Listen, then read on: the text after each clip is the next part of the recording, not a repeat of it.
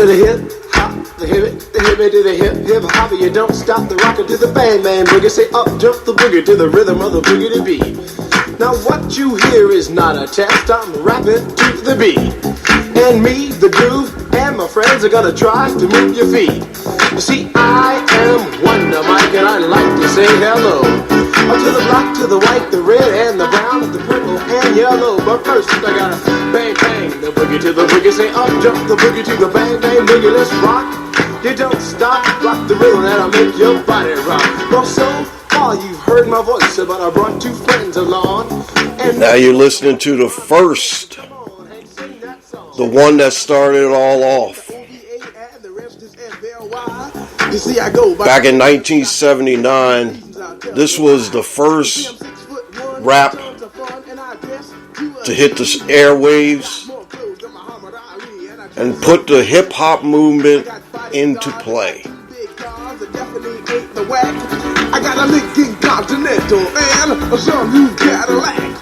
Big props out to the Sugar Hill Gang for the rapper's delight. Like I mentioned, this is the first rap that we got a chance to listen to after the birth of hip-hop back in 1973. And with that, I'd like to welcome you into the Guru Talkin Sports Podcast, episode 182. This one is basically a little bit of sports, but the history of rap. I'm going to mention a couple names. I'm going to, play some rap songs from a couple of friends of mine, and I'm going to basically, give hip-hop its due for the birth of hip-hop, which was on August 11th, 1973. If you don't know, hip-hop became a movement. It became a way of life. And it's been basically something that we look forward to and look forward to hearing and participating in basically for the last 50 years.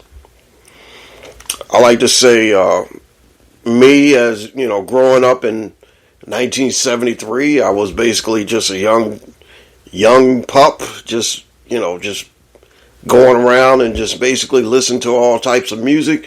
But like I said, this music was born a little bit longer, further back. But in 1973, we had something that exploded on the scenes and basically took off and, put hip-hop on the map. Around 1979 was, like I mentioned before, this was the first rap song that basically hit the airwaves and bring in the movement of the hip-hop culture. It's something really fascinating, and like I mentioned, this is the birth of hip-hop. Goes back a long ways, but I'll tell you one thing, this is, a culture that everyone knows and loves. Because, like I said, some people don't like it. Some people don't love it.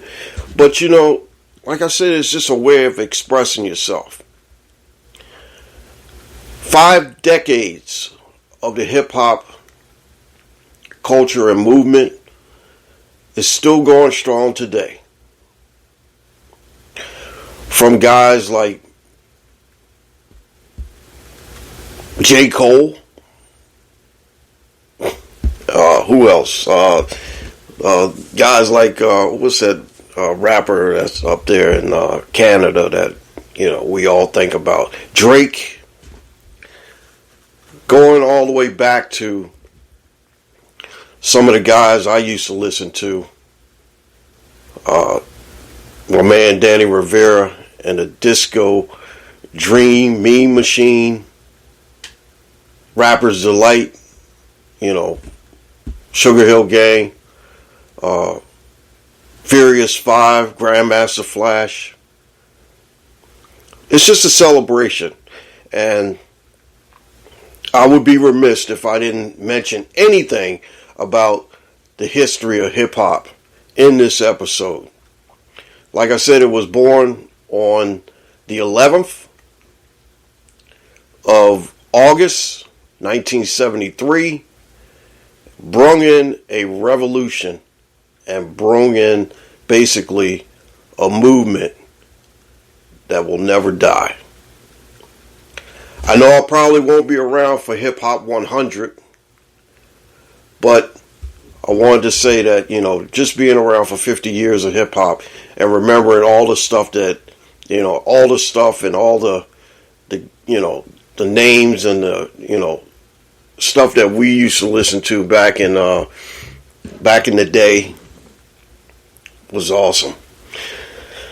And with that, like I said, this is episode 182 of the Guru Talkin Sports Podcast. I am your host, the Guru of Sports. And like I said, we got a little bit of news. Got a lot of news, basically. We're going to talk a little bit about the preseason in football. We're going to talk about Eric Bieniemy and what he did, and Ron Rivera and what he didn't do. I'm still a little upset about the conference realignment crap, and I might mention that a little bit. The Orioles never gave an apology to Kevin Brown. Kevin Brown got suspended. Like I said, this is a magnificent season for the Baltimore Orioles, but yet and still, it's been marred by Kevin Brown's suspension.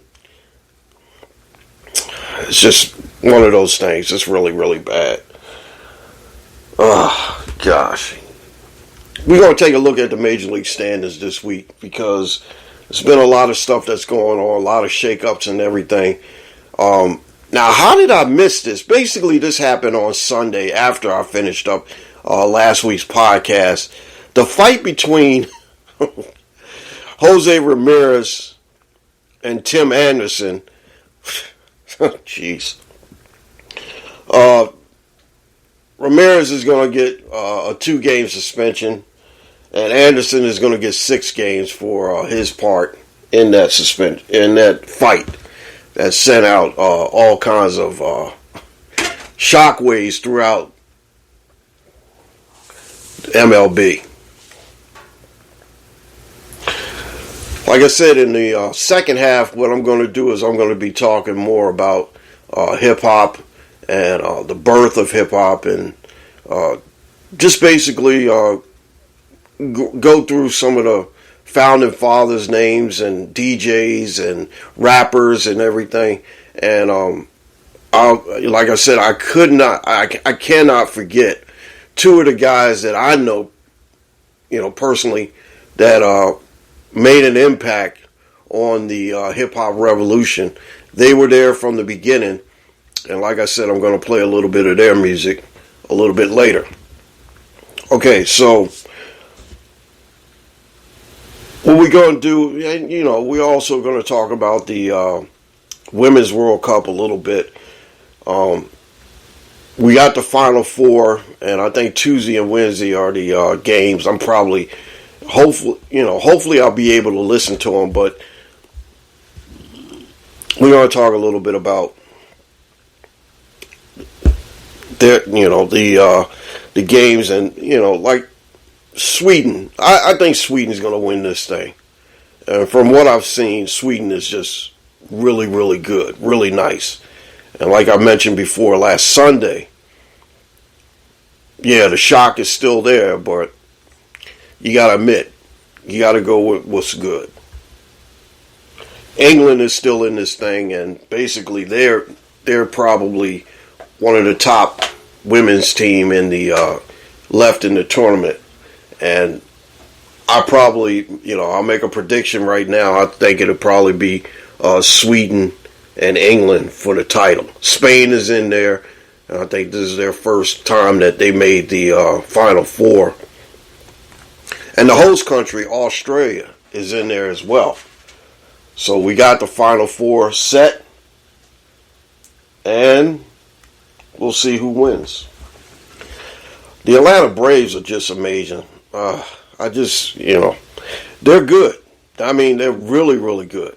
And after what they've been doing to the, I hate to say it, what they've been doing to my friends Mets, my man Hector Washington Heights Mets, and my man Sal Licata's Mets, it's just, it's brutal. It's very, very brutal. I like the Mets, and like I said, baseball is good when the Mets and the Yankees are good. But I hate to see the Mets go down like this. I'm not really, it doesn't matter to me what the Yankees do because the Yankees are who they are, and we know what they can do.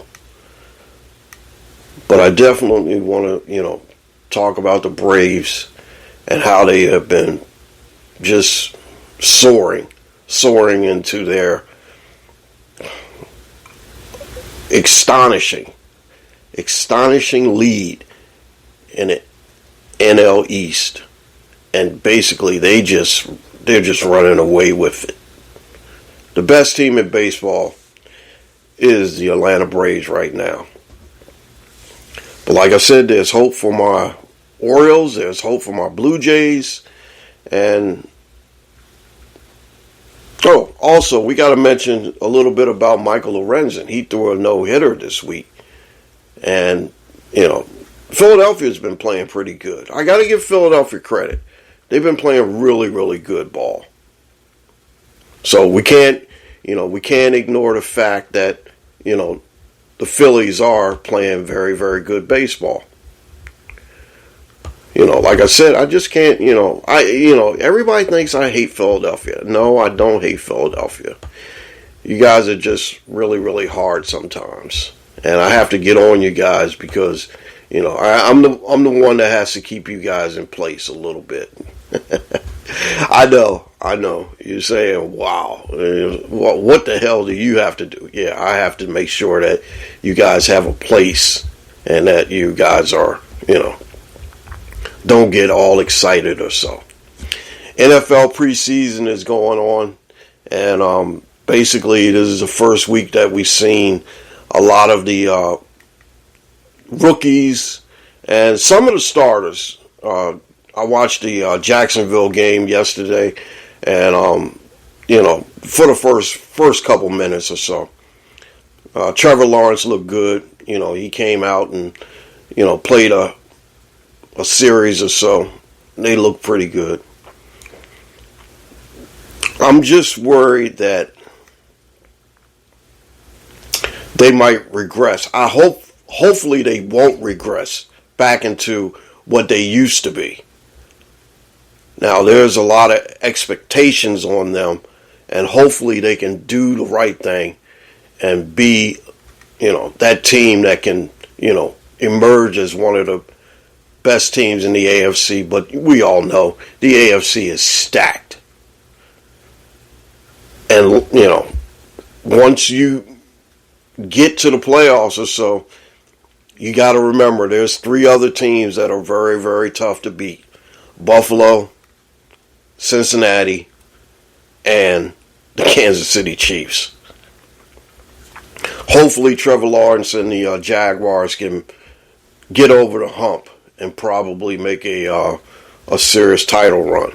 But we'll see what happens with them, a little bit later on here.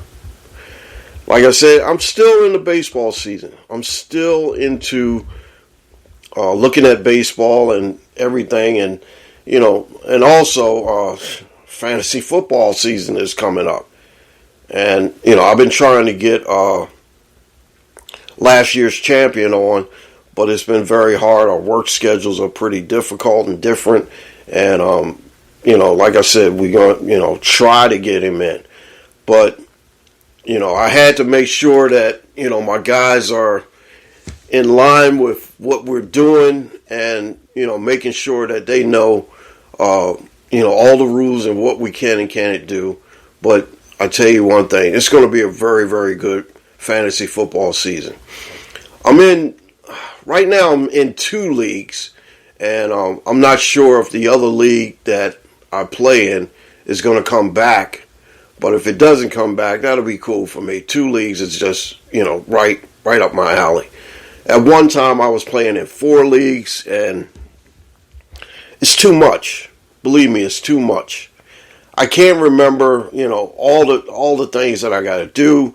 If it's a PPR league, or if it's head to head, or what all these things that factor in on having a good fantasy football team. But with that said, like I said, I'm trying to limit myself. And, I've been asked to play in another league, and with a bunch of friends from my radio show, and I like I said, I'm gonna try to get into it and try to be competitive. My thing in fantasy football is basically this. Like I said, the league I run, 10 teams, and I don't have to win this league. I really don't. What I'll do is basically be competitive. And if I can be over 500, that'll be good. That's my thing. If I make the playoffs, I'm even good. That's even good. But like I said, I don't have to win. I mean, if it's set up for me, if it looks like I can basically win it, I'll win it. But like I said, it doesn't matter to me as long as the other 9 owners in my fantasy football league is having fun and they're winning and they're doing the things that they do. Then, hey, it's all good. A lot of times, and I've been in leagues where the manager want to win, and, he wants to win so bad, sometimes he might have cheated to win. And I can't deal with that. I try to run a fair and balanced league. Because like I said, if anyone feels as though that I'm cheating, that's not helping me, because then you got a lot of turnover. And I don't want a lot of turnover in my league. I want to basically be fair, and I want them to know that, hey, look, you know what? You can win this thing. And it doesn't matter, like I said, if I can play and be competitive and, challenge people, it's good. It's all good. I've never won my league that I basically put up. I never won my league. Now, I do have a, sort of like an honorary championship. But it ain't no big deal to me because, like I said, in 2020 we didn't play because of the pandemic. And I wanted to basically, leave, the 2020 season is basically, was null and void. Nobody played. So there was no champion, The honorary championship goes to to the commissioner's office, which I am commissioner. But like I said, I just don't want to make people feel uncomfortable. And like I said, I'll do everything I can to set up to where everyone has a chance to win. I got some really good people in my league. I got, Hall of Famers, which I've given them the Hall of Fame. I got Dante coming back, and Dante is a return Hall of Famer. He came back because, we were having a little bit of problems with some of the owners that we kind of got rid of. And now we're back in the fold, back for our 9th season to play. And we should be able to have a great fantasy football season. All right, well, I'll tell you what. Got to take this break right here. Got to go out and check on the dogs, check on Miss Guru. Also, anniversary is tomorrow. So I might have to go out and do a little bit of shopping and do something nice for Miss Guru. If you're counting out there, that'll be anniversary number 8. And it seemed like it's been longer, We've been together for, 17, 18 years or so, But, like I said, it's just, some days it feels like it's been 200 years or so. Don't tell her that. Oh, man, But, me and my buddy Dave from work, we always chat, talk and laugh, and I'll tell him all the time, man, this house that I live in is basically like a funny farm, and Miss Guru's like the ringleader. Jeez, but it's all good. I like being here, and I like dealing with my house situation and all. Like I said, I'm definitely a little bit later on. I'm going to have that PSA again about death by fentanyl, and like I said, I'll mention Miss Mary Mack. She's doing a very, very, very intensive and amazing podcast. Her, death by fentanyl is her title of her podcast lately. And I wanted to mention that she's been doing a very, very remarkable job on getting the message out there. And like I said, I'm going to be promoting the message as well. Because, we got to remember one thing. This fentanyl crisis is getting out of hand. And we definitely have to try to put an end to it. Because I hate to tell you this, but and basically you should know, and you shouldn't be doing it anyway. Drug use is not experimental anymore. We know that one little dab could kill you. And like I mentioned, all the time, I never use drugs, and I'm very happy that, I am not addicted to anything. Got to take my blood pressure medicine to keep my blood pressure down. But the thing about it is that we definitely have to keep an eye on this pandemic. That is a pandemic. And this one is one of those things that you can take one little touch of or one little hit of and maybe not come back from it. Let's be smart, people. Like I've mentioned, got to be smart about this because this is not good. This is definitely not good. So, with that, we're going to go to our first break. And always, like always, here's Miss Guru. Oh, no, not Miss Guru. Here's my voice actress lady. She's going to give us take us into the first break, and we'll be back. And like I mentioned before, we're going to take a couple breaks so we can get a little bit of music in from some of my guys I know in the hip-hop business and some of the pioneers of hip-hop. And like I mentioned before, this is going to be, I'm going to basically, give you a little bit of history lesson on the birth of hip-hop. And I'm just proud to, be able just to share it with you. All right. So we're off and running. This is episode 182 of the Guru Talkin Sports Podcast. And now here is the voice actress lady. You're listening to the Guru Talking Sports Podcast.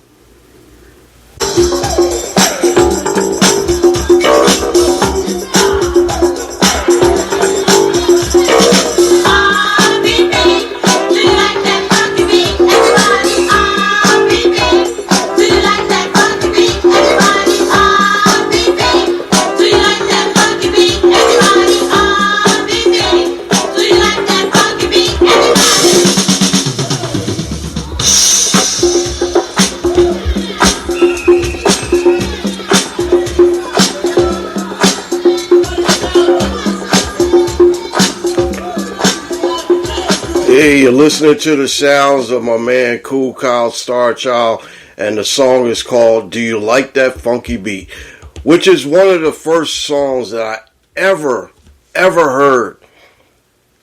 It was the original, one of my original favorite hip hop songs of all time, and like I said, got a chance to be able to talk to him and explain to him that, hey, this song was basically a part of my life for a long time, and still is. I listened to this song probably over 1 million times. I got literally, It's good to hear that and my man Kool Herc Starchild is basically one of my favorite pioneers in the hip hop game.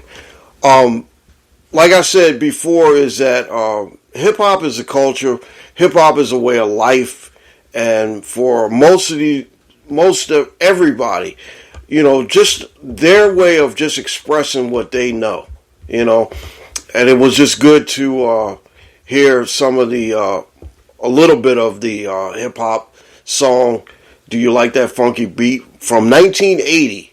And I remember when this came out, I was just basically just graduating high school, a young guy trying to figure out what I was going to do. Had a little bit of a couple college things I wanted to get into, but end up finding myself on a airplane going into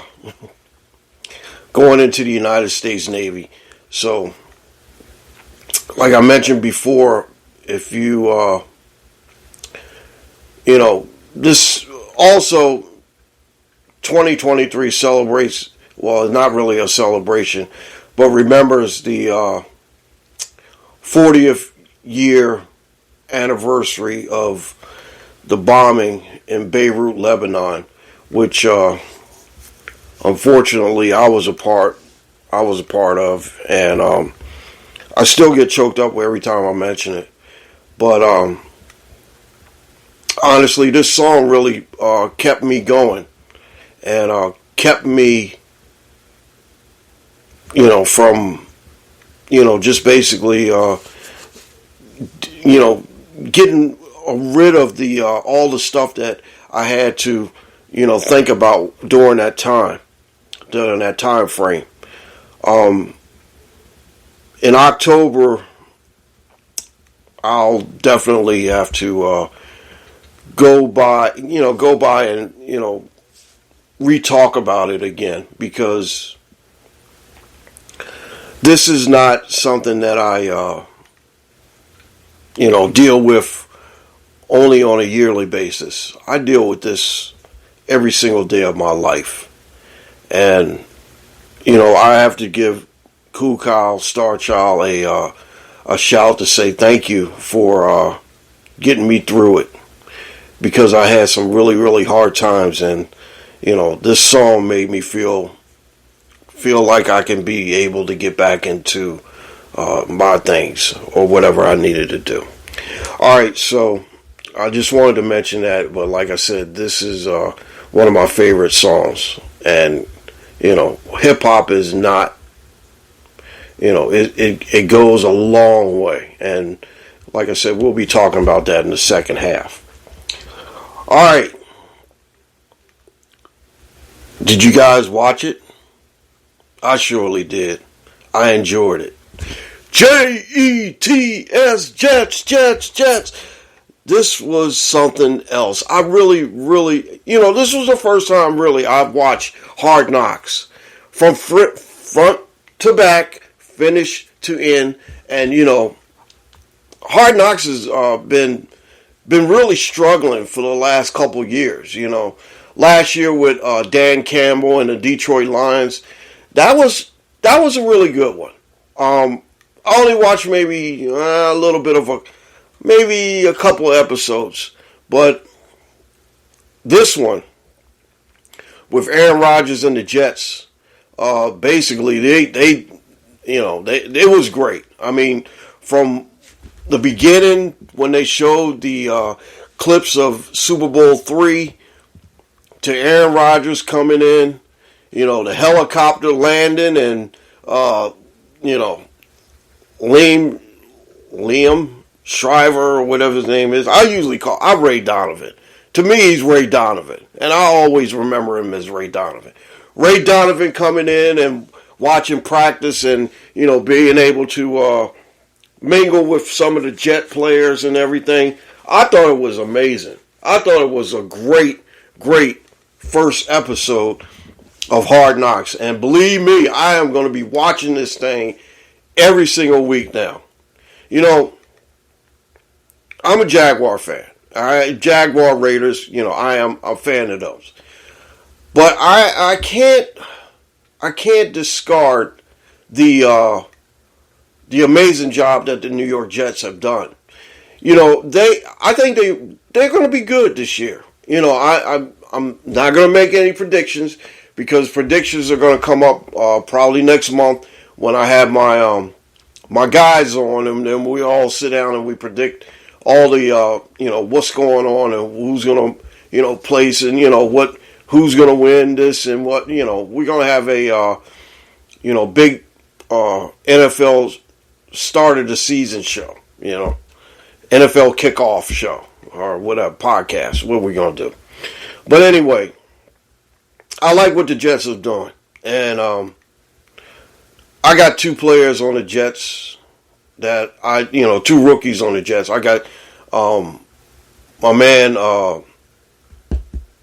Garrett Wilson and Breece Hall. Now, I didn't see too much of Breece Hall, but I definitely want to keep an eye on him to make sure he's okay. Hopefully that he's recovered from his injuries and everything.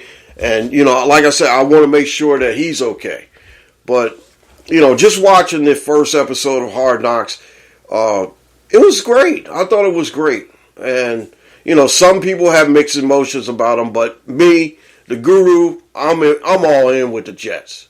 You know, I'm going to be rooting for them because I know they play in that hard division. AFC East, you got Buffalo still there. You got Miami still pretty good. New England probably will be improved. But like I mentioned before, the Jets have made the biggest splash, and that's, you know, mostly where everyone is thinking right now. The Jets got all the hype, but yet and still, hopefully that hype can turn into something positive. You know, even though I listen to the guys on WFAN, and they're talking, hey, look, this Jet team, we want to see at least is Super Bowl or bust. And, you know, like I hope that they can do it. I mean, it's going to be hard for them to try to, you know, challenge, like I mentioned before, the upper echelon of the AFC, you know, with Buffalo, Cincinnati, and Kansas City.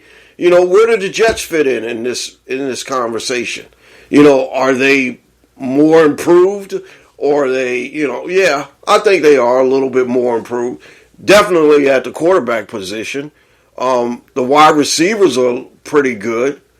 You know, I did see a couple running backs. I did watch a little bit of the Jets preseason game, and, you know, seen a couple guys. You know, Zach Wilson might be a little bit better. You never know. But like I said, if anything happens to Aaron Rodgers, I think all the hype and all the momentum that the Jets have built up is going to, you know, fade away. But hopefully the Jets can do it, and I would like to see the Jets make it back to the playoffs. You know, they had that game last year against my Jaguars in the rain and pouring down rain and everything, and that basically derailed their season. But hopefully the Jets can get back on track. You know, it's been a long time for the Jets, and hopefully, you know, they can bounce back. I would love to see the Jets bounce back and make it back to the playoffs and probably make a little bit of noise in the AFC playoff race. All right, so like I said, I'm really hyped on the Jets, and I know that my man Ted and my man's over there in New York, Hicksville, New York. I know that they're pretty hyped on it. You know, Jason, I know you guys are hyped, But like I said, I'm going to hype up the Jets, and I hopefully they can do something really good. Russell Wilson and he played the other night in the preseason, and he didn't do too bad. Looked pretty good. Denver might be more improved. Cleveland might be more improved. There's a lot of teams in the AFC that might be a little bit better than what they were last year. I don't see anything for the Houston Texans, but I did see C.J. Stroud, he struggled a little bit, threw an interception, but it's only preseason. Like I said, preseason really doesn't count. They just want to tune up and, get their form and, get their form, more or less, and be able to get some live hits in. I watched Bryce Young yesterday. Didn't look too bad, Like I said, it's just they basically are just going through the motions of trying to get acclimated to the season, get back in the rhythm of the NFL season and all. Okay? Somebody that's probably not in the rhythm of the NFL season is Ron Rivera. Now, he made some comments about Eric Bieniemy, and, Eric Bieniemy came out and, said, hey, look, you know what? This is what I do.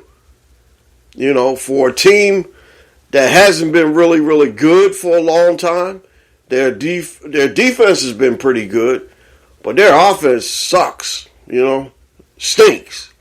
Pew. Ooh, they're putrid. They're not good.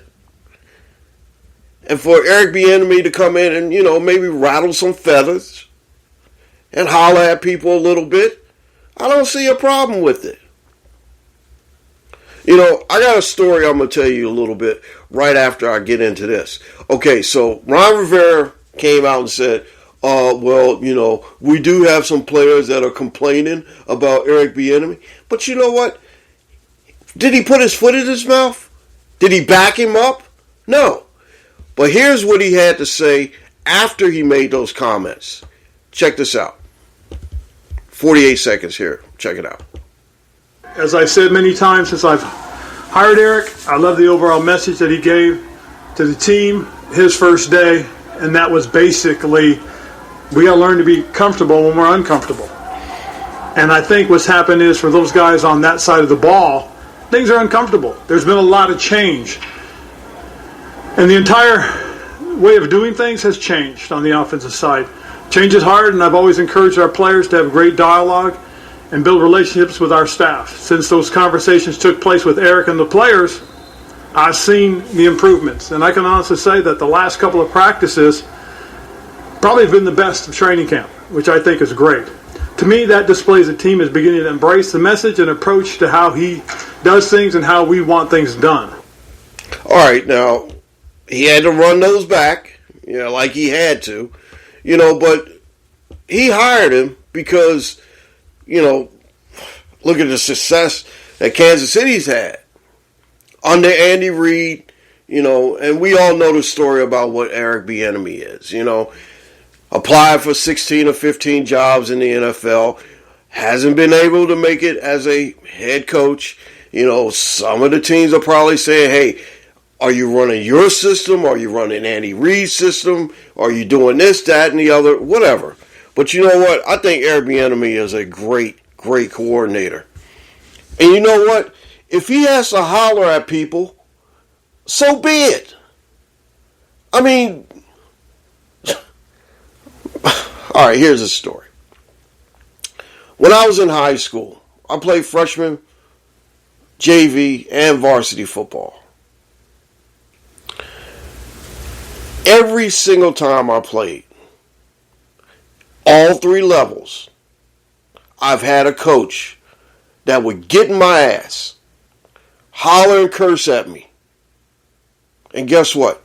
It wasn't no big deal. You know why? Because he wanted you to play your best. Like I said, these players today are kind of soft, man. They don't even have any, it's like toughen up a little bit, goddamn. These guys, remember, Eric Bieniemy is a head coach that's won 2 Super Bowls. He's played with the best quarterback in the league.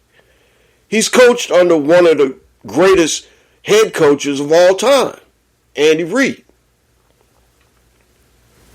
I'm going to tell you, like I said, hey, I would remember one time I was in practice and I ran my route wrong.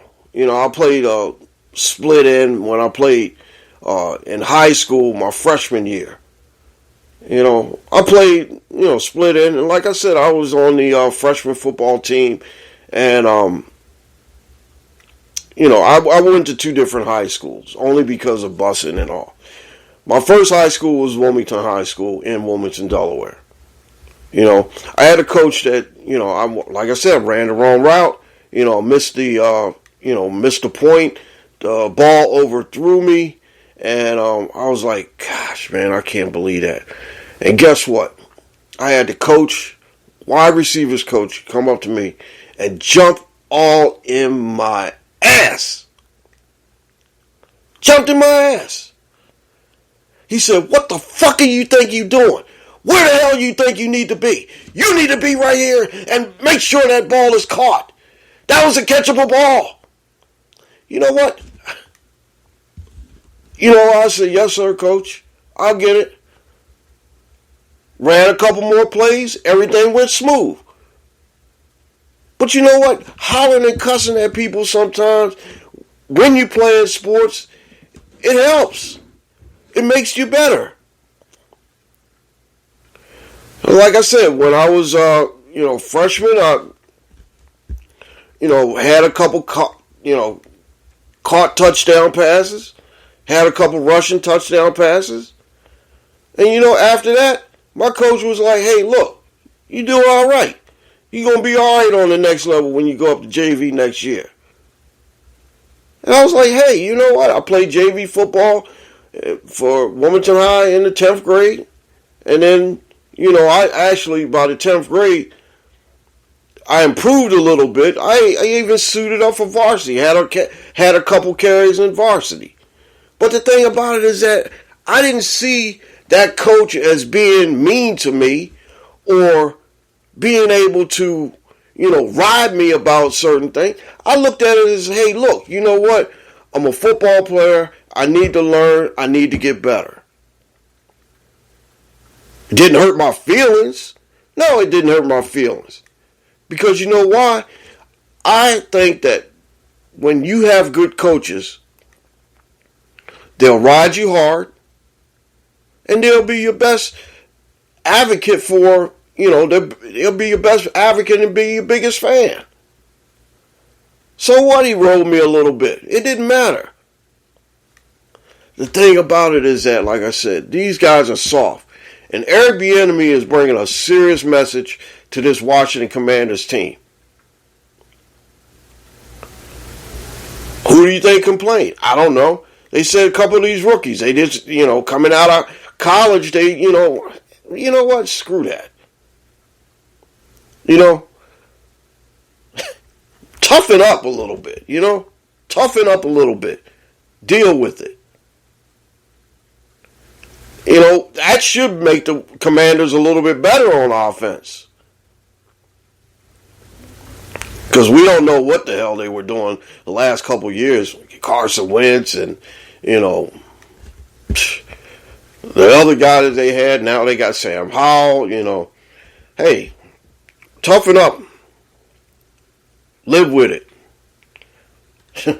Like I said, when I played football, they hollering wasn't no big deal. So, All right, so, like I mentioned before, I wanted to talk a little bit about the college realignment. I still hate it. I just can't get over the fact now that Maryland is going to fly all the way out to Oregon or Washington to play a conference game. And it doesn't sit right. When the hell did you think that Oregon and Maryland would be in the same conference? It's just ridiculous. It's all about the money, and believe me, I get tired of talking about the money and get tired of talking about the stuff that, is just ruining college football. The NCAA has no control over this stuff. The NCAA should put their foot down and say, hey, look, you know what? Okay, they can make a decision when, something happens. Like if a kid gambles, like in this gambling scheme or situation that Iowa and Iowa State are in. Yeah, they can make a decision on that.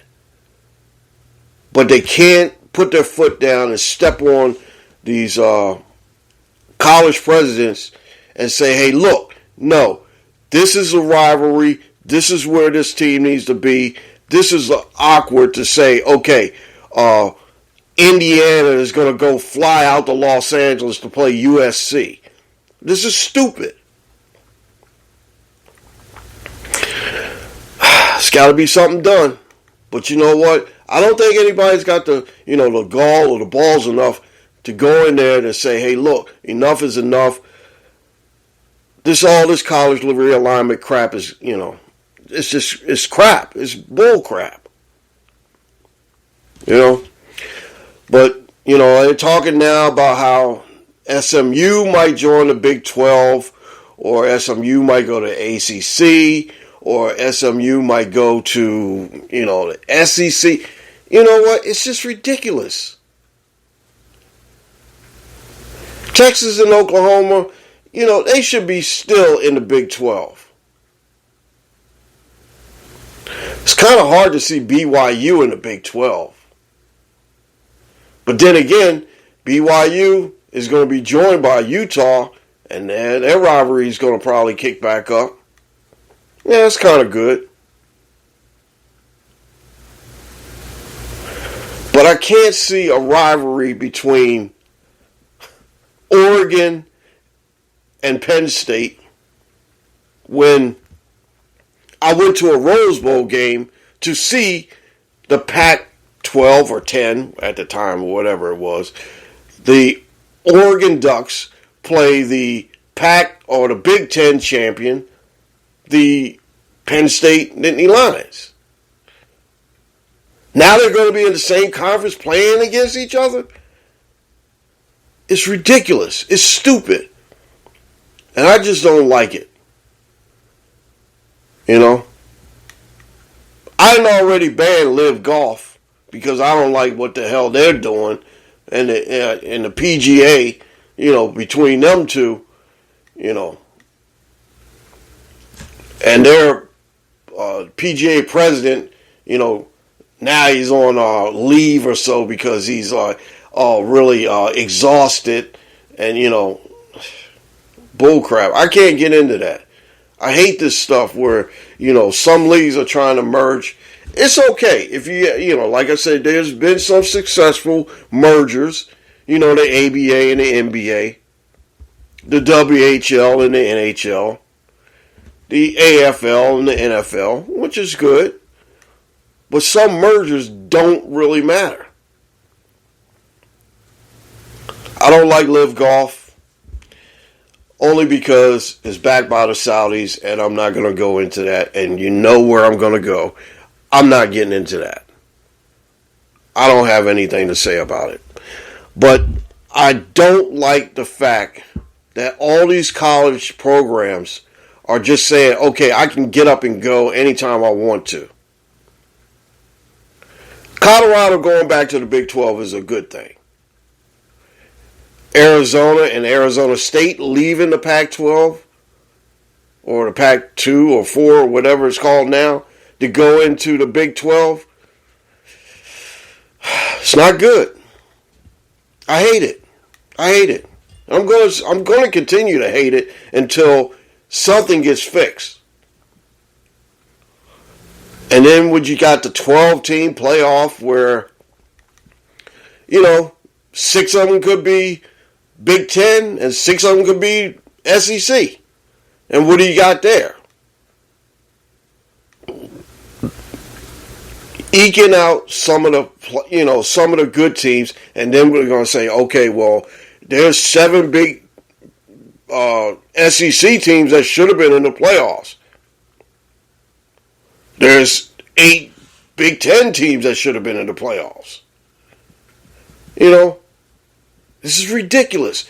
Look at where we're going with this. It is not right. Somebody's got to do something about it. All right, I tell you what. I'm going to take another little break, and like I said, we're going to come back with a little bit more music. And after this break, we're going to go to halftime. It's going to be probably a short little segment, and we're going to talk the standings. We're going to talk a little bit about Kevin Brown and the Braves. They just keep on rolling. Like I mentioned before, I am going to do the PSA on death by fentanyl and give credit to Miss Mary Mack. She is the best when it comes to talking about stuff like this, because guess what? This message needs to be put out there. And like I said, if you listen to her podcast, find her podcast and listen to it, because really, really good messages. Really good messages. All right, Voice Actress Lady is up now, and we'll be back right after this, and then we're going to have a little short segment, and then we're going to go to halftime. All right, here she is. You're listening to the Guru Talking Sports Podcast. Hey baby, you want to fool around? I want you to be my role model.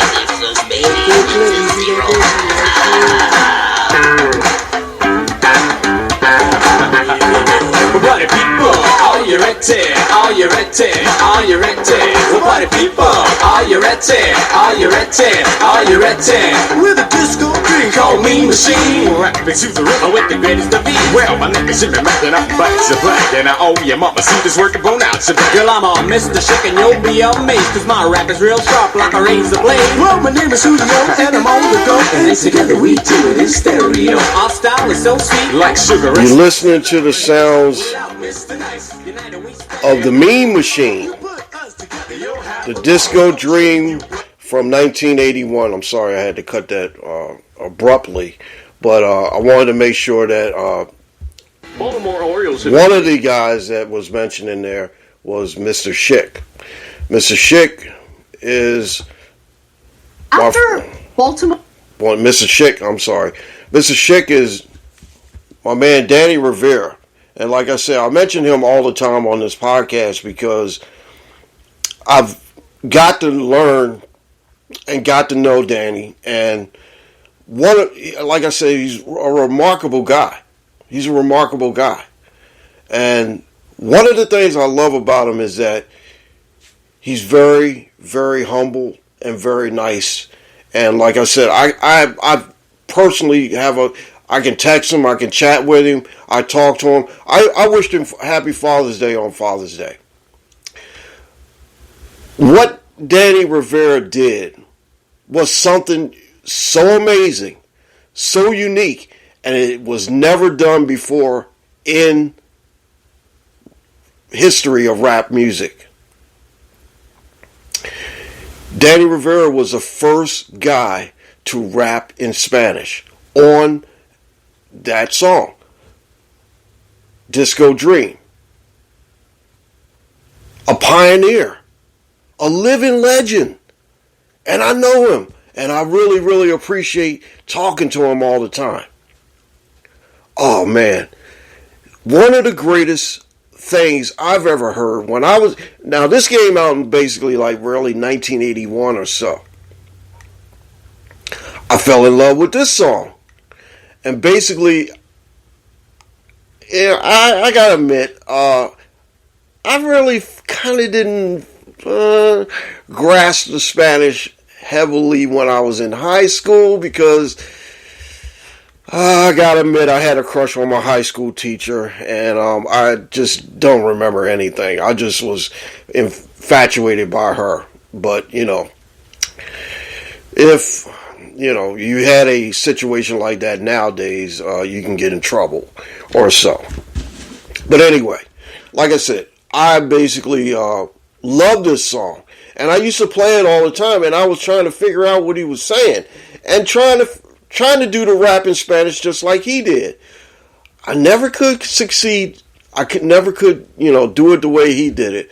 But he's a pioneer. That was the first rap record that featured someone rapping in Spanish. And, if you go back a ways, last year I had him on the program, had him on the podcast.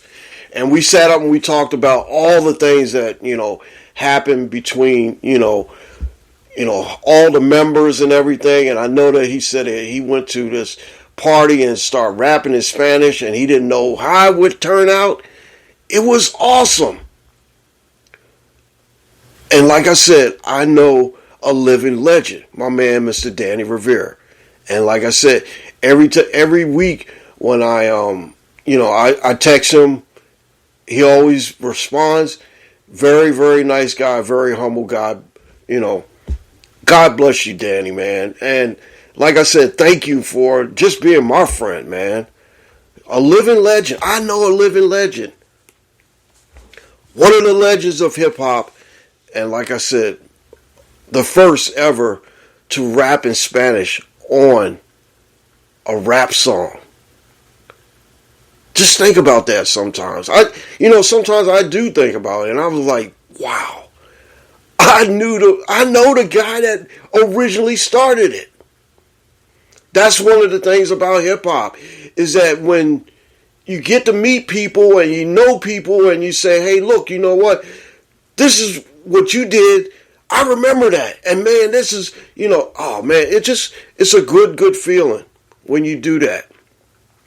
So big props and shout out to my man Danny Rivera. I'll probably talk to you a little bit later or so. But like I said, this was, one of the keys to opening the door for guys like Mellow Man Ace. For guys, Mellow Man Ace. I got a story about him I can tell you about later on. I met him years ago and it was a trip. But he's a good guy. I gotta admit, he's a good guy.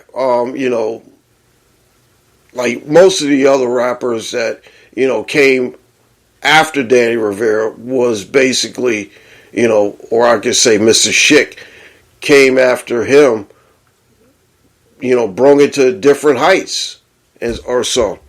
And like I said, we got to pay tribute to the godfather of the Spanish rap, my man, Danny Rivera.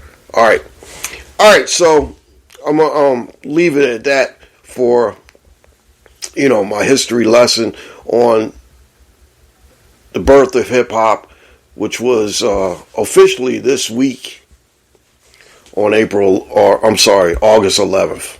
I know, sometimes my brain goes and it thinks, and, I pick up some of those things and it comes out of my mouth or so. All right. So Kevin Brown went back to the Baltimore Orioles box to announce games. And after having a great season, after having this great season, the Orioles are marred in a situation where it's really stupid. It's really stupid.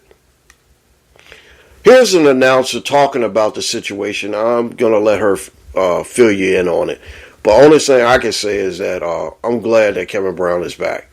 But if he ever leaves the Orioles, I would understand. Because, here, check this out. More Orioles announcer Kevin Brown stopped appearing on his team's broadcast. Journalists were wondering, what happened? Where did he go? Well, it turns out that after a little bit of digging, reporters were able to suss out that he had been suspended. Well, what was he suspended for? What did he do to deserve that punishment? Apparently, he committed the terrible sin of accurately stating that the Orioles had improved as a team. But in doing so, he would have to admit that the Orioles weren't doing so well previously and have improved. Apparently, the owner of the team was real hurt by that. So let's give you the details. On July 23rd, the Orioles were set to play the Tampa Bay Rays. Now, Brown made the comments that got him suspended before that game even began. Here's what he said. Here's the offensive statement that got him suspended. The Orioles split a 2-gamer with the Rays in June. They had lost their last 15 series here at Tropicana Field. You have to go back to when our now colleague Brad Brash picked up the win in the series final, June 25th, 2017. The last time the Orioles won a series here in St. Pete. Already gone 2-3 at the Trop this year after winning 3 of 18 the previous 3 years combined. So, for those of you having difficulty deciphering what he said there because you're not into sports like me, basically what he's saying is they weren't doing so well before, they're doing better now. Yeah, so there's two different issues here that I find interesting. So, good news, the rest of the sports world was outraged by this. A lot of the announcers for other teams railed against the Orioles for this, and so the Orioles were like, I mean, he's coming back soon. He's coming back, right? But I think there's two reasons why it happened. Number one, now people, both in news and sports and everywhere else, they don't want the truth. They just want what they want to hear. So the Orioles have sucked the last 3 years, and he had to read a stat that showed that they sucked. And according to the reporting, it's the owners who caught feelings and management that caught feelings, right? Or are you trying to say we're cheap? No, we weren't. Well, you guys are cheap. You're the 29th salary in the league, right? And there's nothing wrong with that. It's a lower. It's not a giant market. I get it. And every owner gets to do whatever they want. And look at that. With not paying much, they're now have the second best record in baseball. Wait, hold on. But, did he say anything about the pay? There was nothing. No, they just caught feelings because they caught feelings because they're super sensitive about the fact that they're not paying well.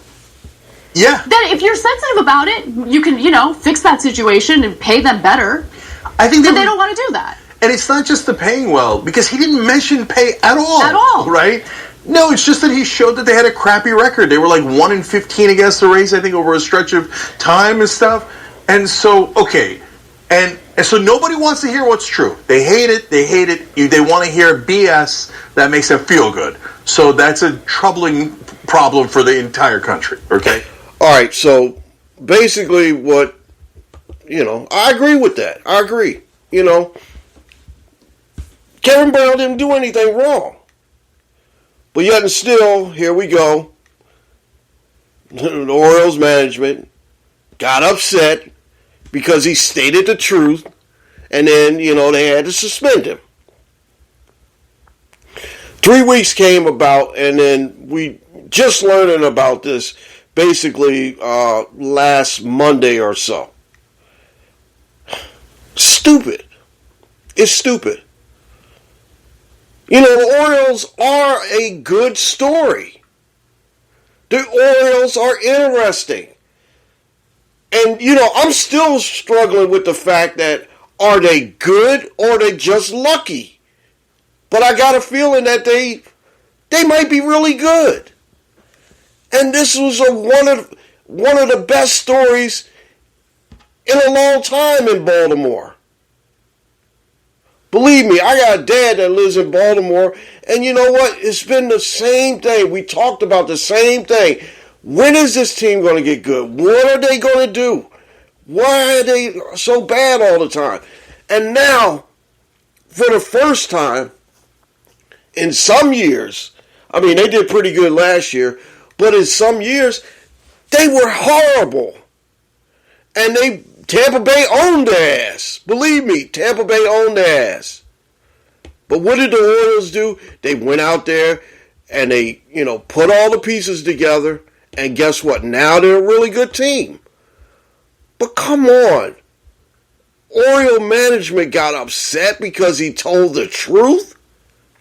Give me a freaking break. That's how it is. That's how it is. He told the truth. He didn't say anything bad. And it wasn't even about the pay. He just told the truth. And yet and still the Orioles, John Angelos, and Peter Angelos is still around, but he doesn't have anything to do with the team now. But, this is a problem with the Orioles. They've always been, I can say it, they've been a little cheap. They're not like San Diego will go out there and try to make the big swing to bring in some big-time free agents. They really had to build this team. And now with Mike Elias and Brandon Hyde, this team is starting to flourish. But yet and still, this controversy, this stupid-ass controversy has come across the Orioles. And believe me, when this news spread about him, being taken off the air, everybody, I've heard everything from Gary Cohn up in New York with the Mets. I've heard the announcers out in Los Angeles. I've heard, basically everybody, ESPN, even my man DA, everybody was talking about this. And guess what? This is the wrong reason. This is the wrong thing to be talking about. The Orioles really put their foot in their mouth. Management did. Wrong thing. Wrong thing to be talking about. Concentrating on. Yeah, the Orioles sucked for a long time. It is the truth. Can't deal with the reality of it? The man told it like it is.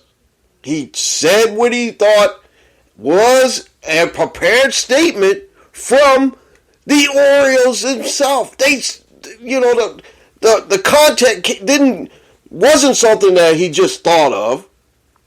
The content came from the Orioles PR department. They sucked for a long time, yes. And now they're good. Ridiculous. I'm still trying to figure out what happened to Gary Thorne and my man Joe Angel. I mean, Orioles have always had really good broadcasters. We still got a Hall of Famer that's still, doing his thing. Jim Palmer. Chuck Thompson, I remember him. I remember Brad Brash. A lot of guys. A couple former players. Dave Johnson, my man, like I said, Joe Angel was, my man. He used to say, hey, the Orioles are in the win column. And I used to, I always listen to the radio for that. But this is the wrong thing to try to suspend somebody for. And guess what? He hasn't been on because there was some other guy they suspended because he didn't want to wear the Orioles apparel or whatever. Stupid stuff. Stupid shit that, any other team would say, all right, whatever, get them on the air. It doesn't matter. But when Kevin Brown got suspended for, I was getting ready to say fired, but he got suspended. What he got suspended for is just stupid shit. So, anyway, let's take a look at the Major League standings right quick because I'm going to try to, I got to definitely get to halftime, and we definitely got to talk about the other thing the big thing is hip-hop at 50. The Orioles are now 72-45. They have a 2-game lead over the Tampa Bay Rays, which, I can say that, the Orioles have been playing bad against Tampa Bay years and years and years ago, but now they're better. They have won. They have beaten them a couple times, and they have caught them when they were, Tampa Bay was really good. They're still good. They're in second place, two games out. Now, hopefully I don't get suspended from, saying that, which I'm definitely not. I can say anything I want. But let's face it, the truth has got to be said. Kevin Brown shouldn't have been suspended. Toronto is still hanging in there. My Blue Jays are 8 games out of the lead in the out of the lead. They're still 8 games out. Boston has jumped over the Yankees, and they're now 61-56. They're 3 games. Let me see. They're 3 games out of the wild card, and they're basically 11 games out of first place, which is, The Yankees are at 60-57. They are 12 games out of the lead. They're 4 games back in the wild card. Okay? Let's go to the Central, AL Central. Minnesota holds a 4.5 game lead over the Cleveland Guardians. The Guardians are 8.5 games back in the wild card, 4.5 games back off the lead in the AL Central. Detroit is playing pretty good. They're still under 500, but they're, surprisingly, they're pretty good. I mean, this division is really terrible. You only got one team over 500. Detroit is 53-64, 7 games out of first place, and 11 games back in the wild card, which, probably they won't make the wild card. Chicago, the White Sox are still bad, 47-71. And Kansas City is 38-81. They already lost 81 games, so the next game they lose, they will definitely finish under 500. Oakland A's have already clinched up minus 500.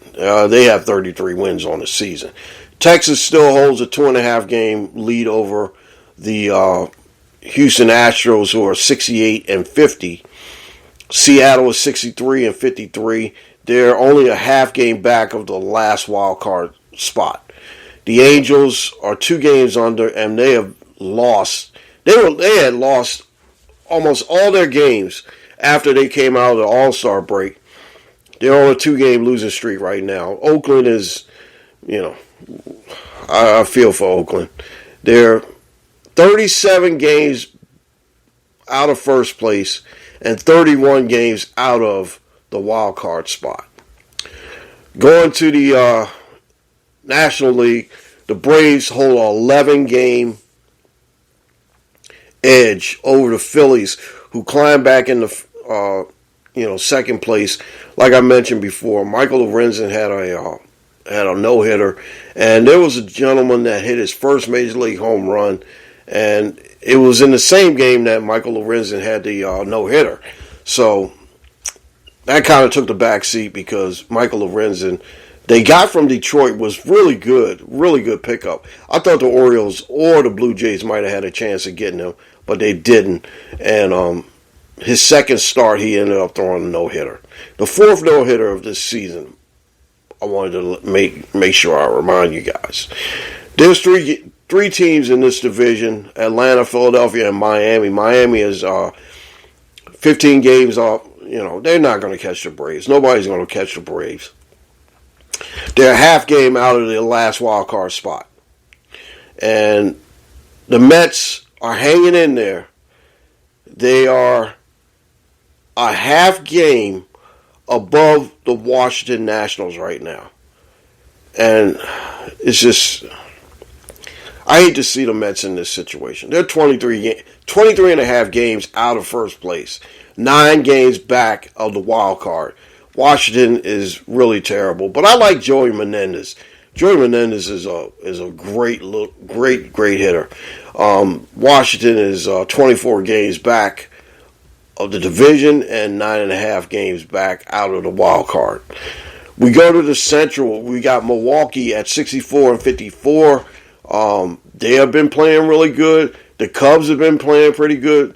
Cubs are a half game up over Cincinnati. Cincinnati has fallen back a little bit, but they won last night. Milwaukee, like I said, has a 2.5 game lead over the Chicago Cubs. They are 61-56. 61-57 is the Cincinnati Reds. They're 3 games back a half game out of the last wild card spot.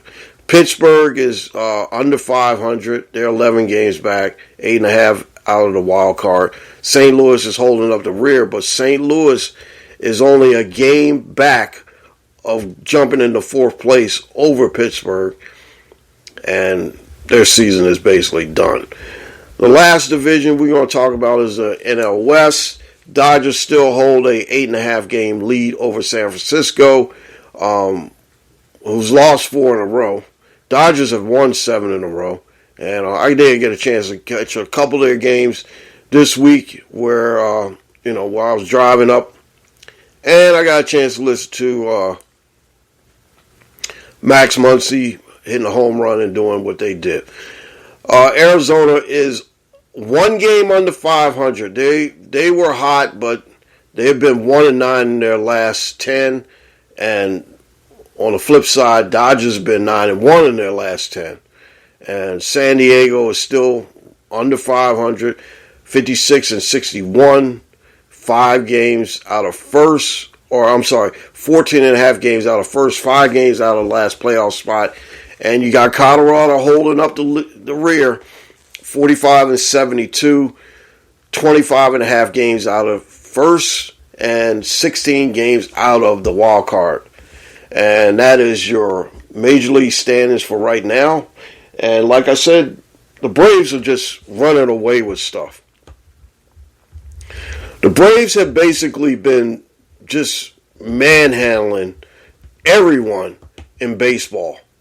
And one of the things I got to say about the Atlanta Braves is that Matt Olson now has just taken over the lead in the home run chase, and they basically have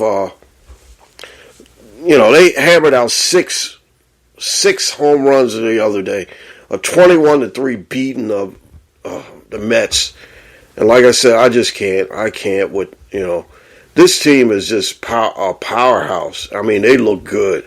You got Ronald Acuna leading the league in batting average, runs, stolen bases, 54 stolen bases.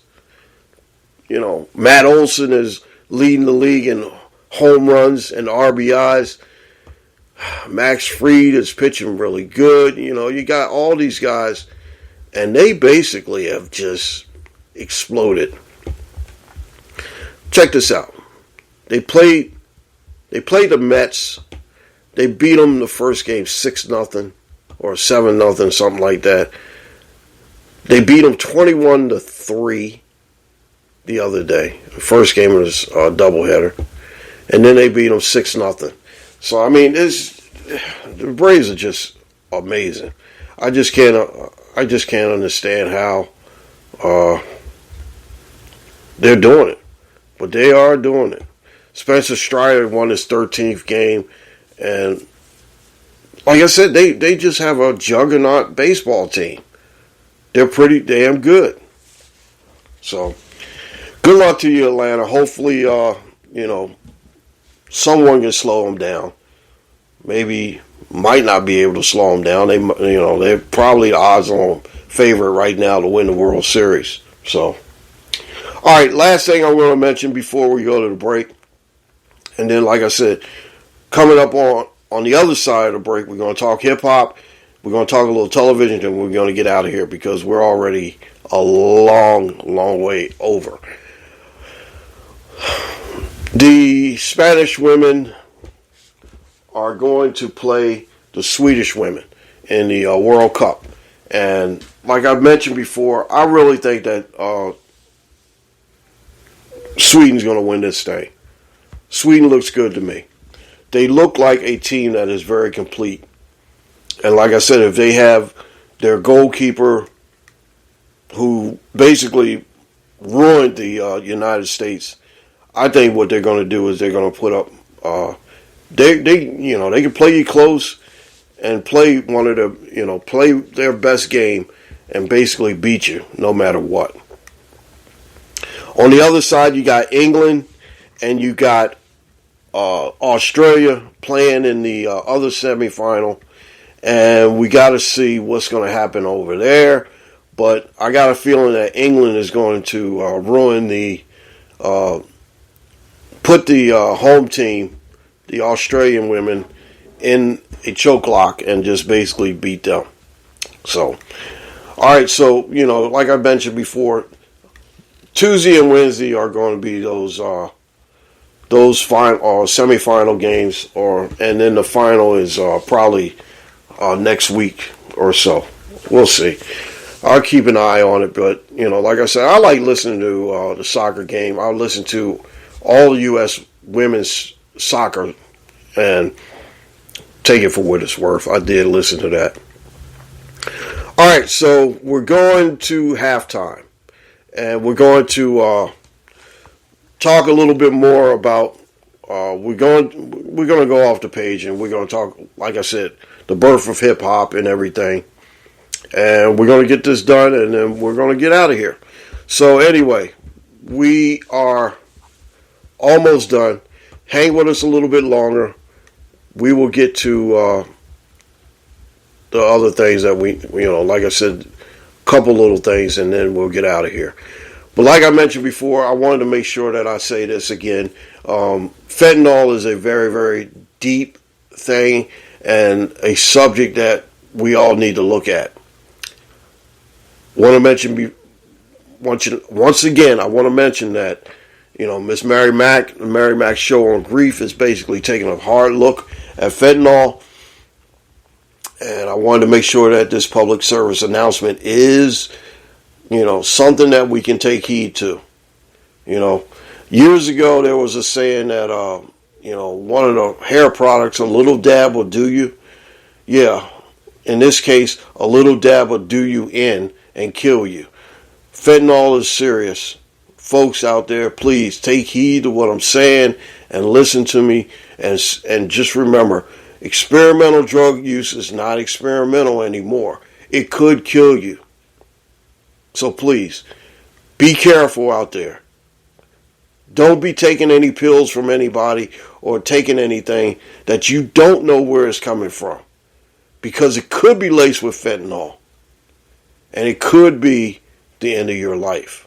So, be smart and do the right thing and don't do it. All right? All right, guys. We got to get to the halftime, and this is it. We're going to come back on the other side. We're going to talk about the birth of hip-hop, and then we're going to go to some other little things about television. I got a couple things I got to mention about television, then we're going to get out of here. All right, you're listening to episode 182 of the Guru Talking Sports podcast.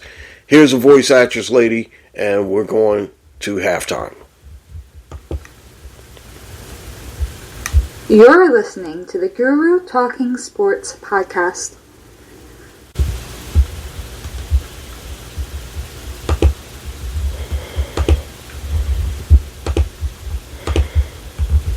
In August 1973, a young Jamaican-born New Yorker known as DJ Kool Herc threw a party in the South Bronx.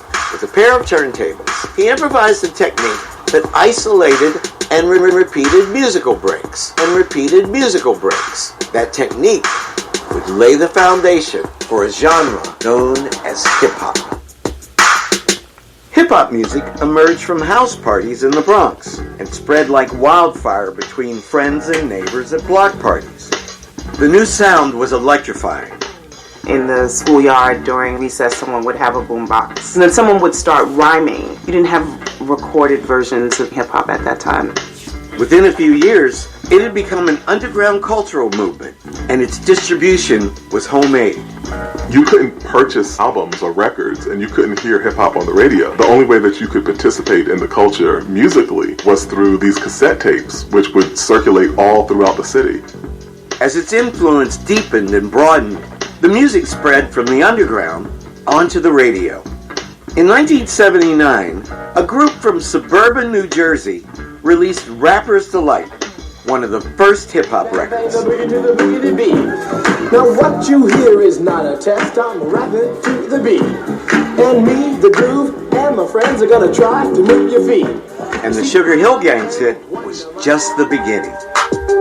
As hip-hop evolved, it became a passion shared by millions of young Americans who used it to articulate their identity and their politics, creating a vibrant, multicultural community across the country.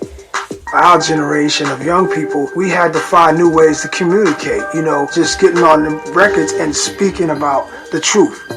Its lyrics reflected the social and economic conditions of the inner cities as seen through the eyes of the people who lived there. On the seesaw, don't push me, cause I'm close to the edge. I'm trying not to lose my head. Say what? It's like a jungle sometimes. It makes me wonder how I keep from going under. I think it was Chuck D who said, it's the CNN of the black community. It's actually reporting on all of these things that we've experienced in poetry form and musical form.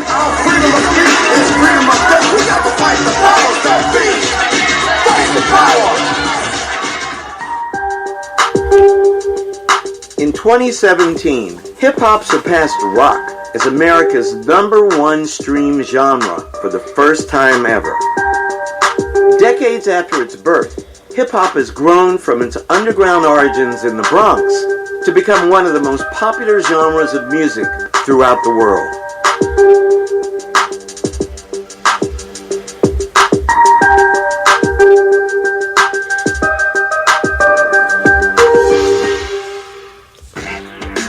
As you can listen to that was Dr. Lewis Gates. And what he did was basically broke down a little bit of the birth of hip-hop.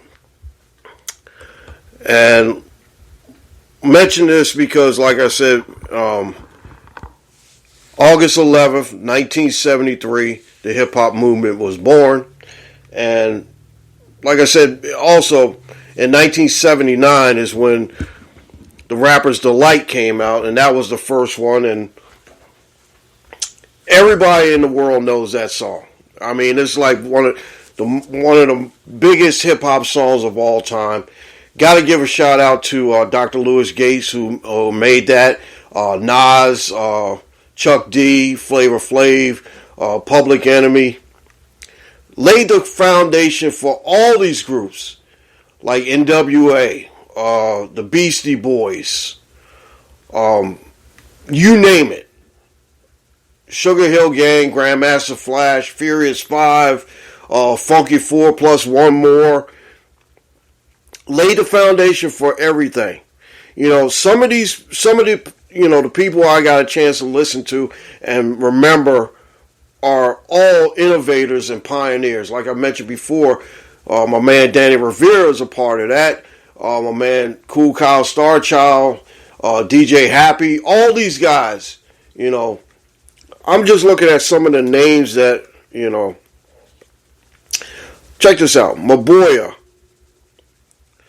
Donnie Gasmaster, Prince of Soul, Grandmaster Flash, Goody, Double Exposure, Hank Spam, DJ Flowers, Riff and Cliff, New Sound, Cutmaster DC, Disco Twins, King Tim III, DJ Kool Herc, Frankie Crocker,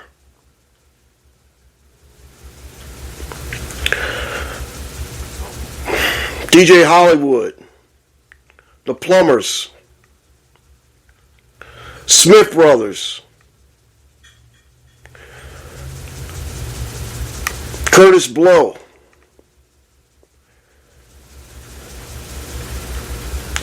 Eddie Chiba, Sugar Hill Gang. All these people are pioneers. All these people, Double Exposure. I might have mentioned them twice. But anyway, all these people are pioneers and basically laid the foundation for what we know of, modern hip-hop today. We got to pay, we can't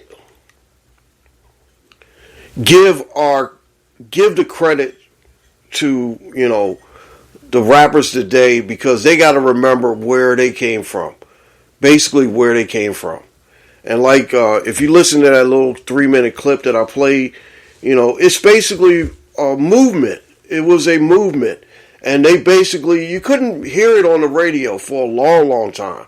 I remember when, I first heard Rapper's Delight on the radio, I was like, oh my gosh, they actually played that. They played that.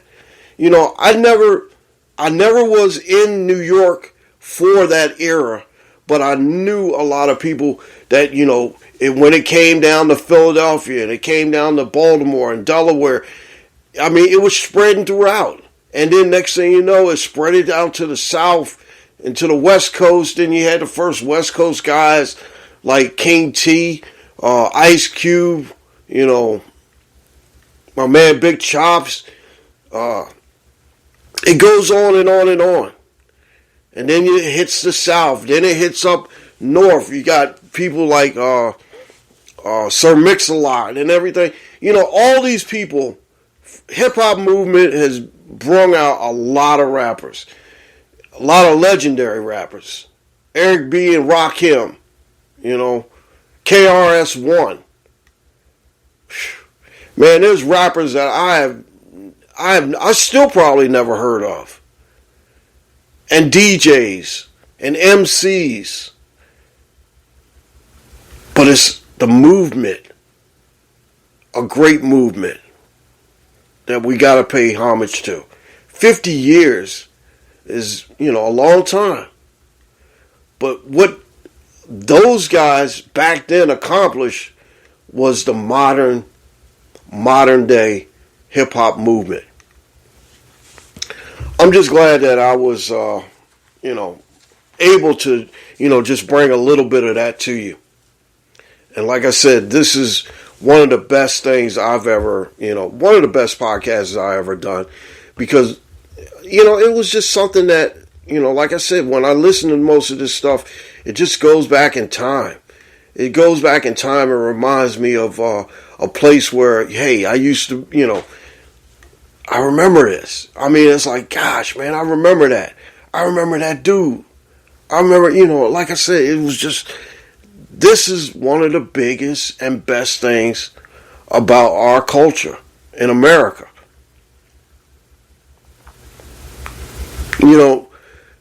It's been, and now it's hip hop and, rapping and, you got to give it up for, the rappers, the graffiti writers, the people that made the hip hop style and, and the clothing and everything. It's a way of life. And it is sweet to know that, like I said, I do know a couple guys in it. And, when it spread it all over the world. And now, like I said, 50 years from now, I might not be around for Hip Hop 100, but guess what? It's a good thing. Never know. Hip hop is something that we always will cherish as our own. It's American born. No one in this world can take it away from the United States of America, and no one can take it away from Brooklyn and the 4 other boroughs that created this thing.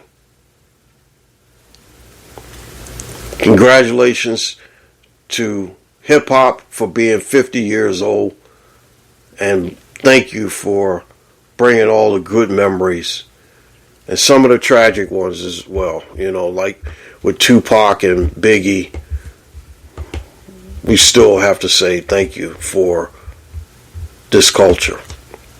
All right, one other little thing I wanted to mention is that Winning Time on HBO is back, and I didn't get a chance to watch the first episode. I'll probably watch that later on today while I'm kind of chilling out.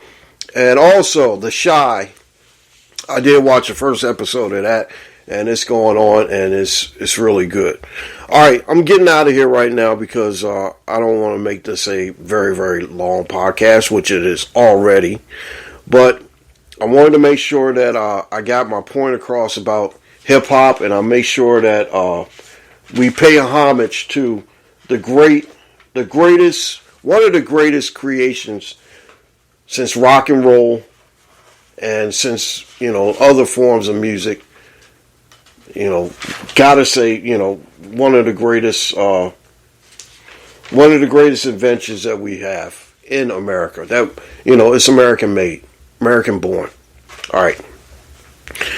So, like I said, you can find me on YouTube, the Guru of Sports Show, and I give a shout out and credit to all the clips that I played today. And like I said, we don't want to steal anything from anybody, but we want to mention that all the clips were played from YouTube, all the music was played from YouTube, and give credit to Cool Kyle Star Child, the Mean Machine, Dr. Lewis Gates, and Nas and everybody that made statements and comments on these things. All right, like I said, we always want to make sure that we give credit where credit is due.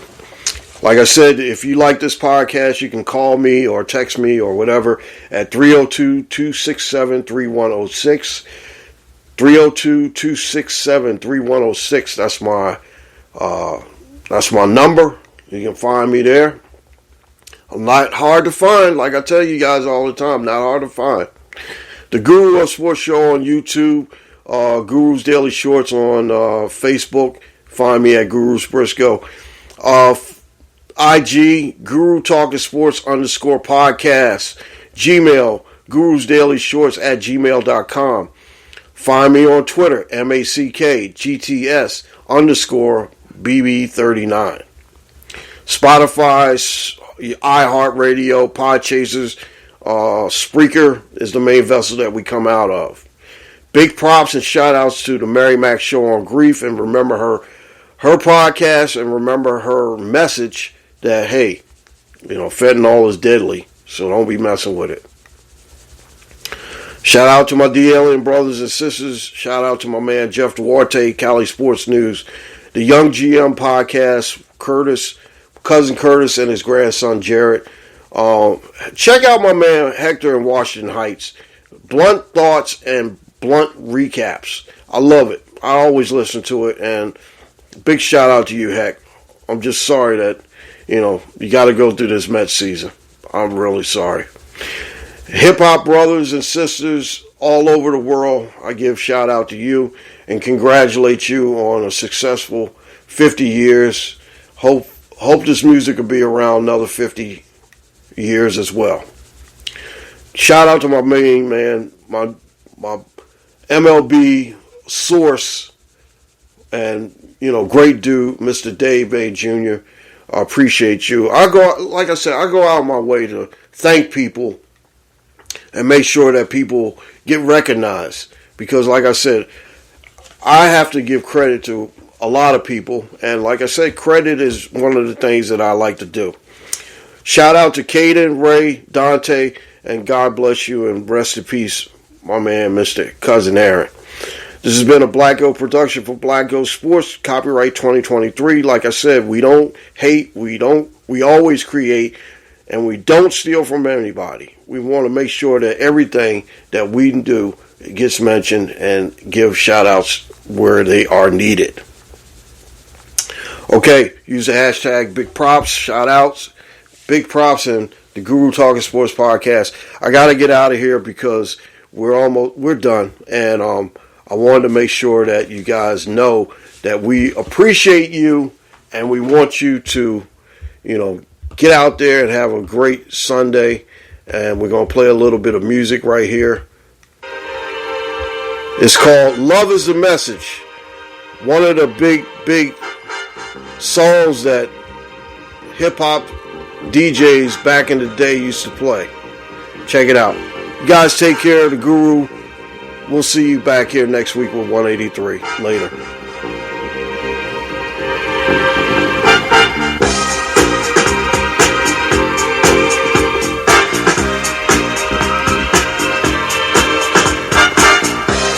Happy birthday, hip-hop.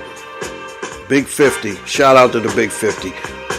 Guru out. Later.